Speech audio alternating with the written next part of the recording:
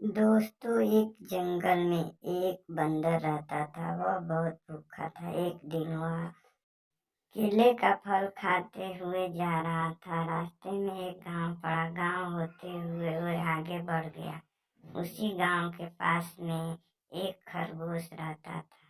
वह खरगोश उसके पीछे पीछे दौड़ा।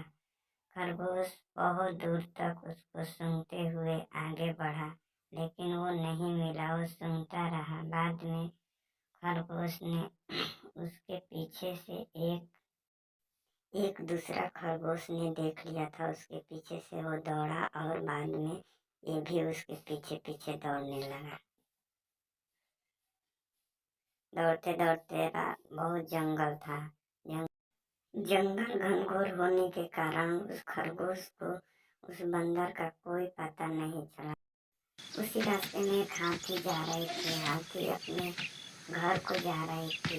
वो जंगल में घूमने के लिए गई थी।